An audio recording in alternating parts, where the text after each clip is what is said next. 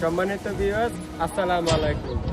দেশ ও দেশের বাইরে থেকে যারা এই ভিডিওটা দেখছেন, নবী ইলেকট্রিক ও স্যানিটারির পক্ষ থেকে সবাইকে ধন্যবাদ জানিয়ে শুরু করছি আজকের ভিডিও। তো আজকের ভিডিওর টপিকটা হচ্ছে, আপনারা অবশ্যই অনেকে বুঝে গেছেন যে আজকের ভিডিওটা কি হবে।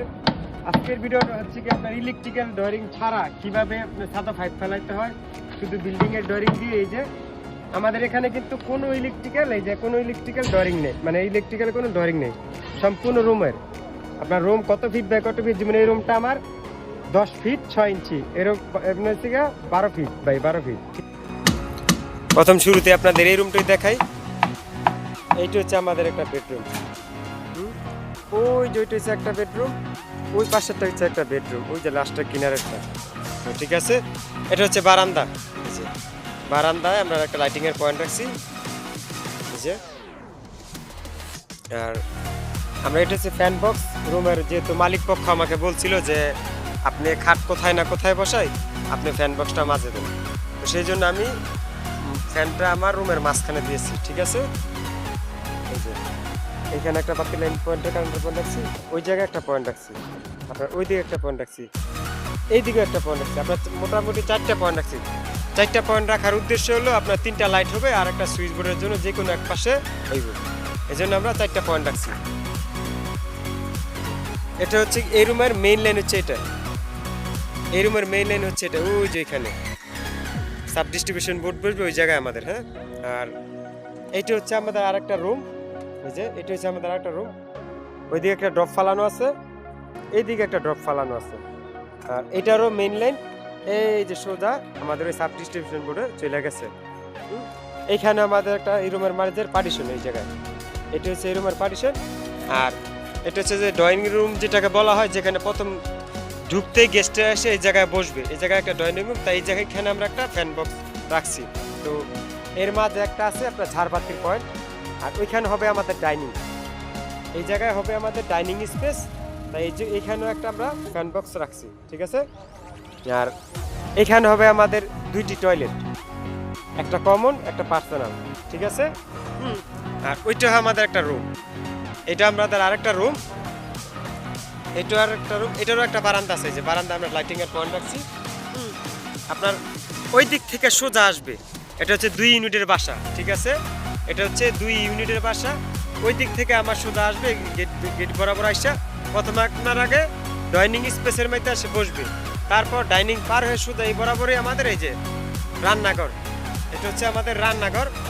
এখানে আমাদের একটা রুম আছে, এই জায়গায় আমাদের 2টা টয়লেট থাকবে, ওইখানেও আমাদের একটা রুম, ওই কোনারও একটা রুম, যেটা ভিডিওর প্রথমেই আপনাদের বলছিলাম। তো এটা হচ্ছে এই মাঝ বরাবর আপনার পার্টিশন হবে। এই যে এখানে যে আমি মেইন যে সাব ডিস্ট্রিবিউশন বোর্ড লাগাইছি, এই যে প্রত্যেক রুমের লাইন পার্ট বাই পার্ট, একটা রুমের সাথে আরেকটা রুম জড়িত নাই। যেমন আমাদের ওই কর্নারের রুমের জন্য আলাদা লাইন, যদি কোনো সময় মালিক পক্ষ বাসা ভাড়াও দেয়, সে আলাদা মিটার লাগাইতে পারবে। ঠিক আছে, আর এখানেও আমার একটা রুমের জন্য আলাদা পয়েন্ট রাখছি, ওই লাস্টের জন্য আমরা আলাদা একটা পয়েন্ট রাখছি, মানে একটা রুমের জন্য যেন আরেকটা রুম বন্ধ না হয়। অনেক ক্ষেত্রে কি হয় আপনাদের, যে একটা রুমের লাইন নষ্ট হয়েছে, ওই রুমটা ঠিক করতে গেলে, মেন সুইচ অফ করতে গেলে আপনার পুরো রুমের লাইন বন্ধ করতে হয়। সেই ক্ষেত্রে সেই সমস্যার জন্য আমাদের আর ভোগ না করতে, সেই জন্য আমরা আলাদা আলাদা পাইপ দিয়ে দিছি।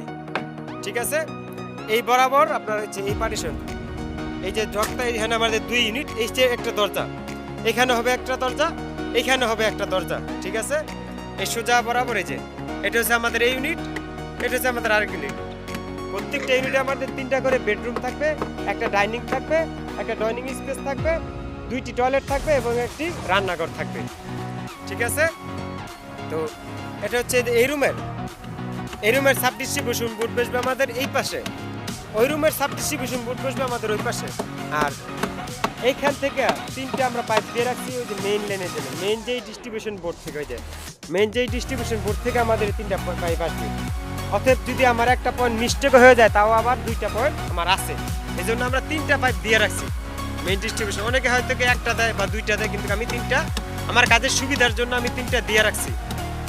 তো এখানে আমাদের আরেকটা বেডরুম, ওই কোনারে একটা বেডরুম, এই যে ওই কোনারে একটা বেডরুম, এটা হচ্ছে আমাদের একটা ডাইনিং স্পেস, ওটা হচ্ছে রান্নাঘর, এটাও আমাদের একটা বেডরুম। ওইখানে একটা বারান্দা আছে, এই যে আর এগুলা হচ্ছে গিয়ে তোমার এই যে যারা কনস্ট্রাকশনে কাজ করে রাজমিস্ত্রি তারা অবশ্যই কাজ করতেছে, এই যে দেখেন।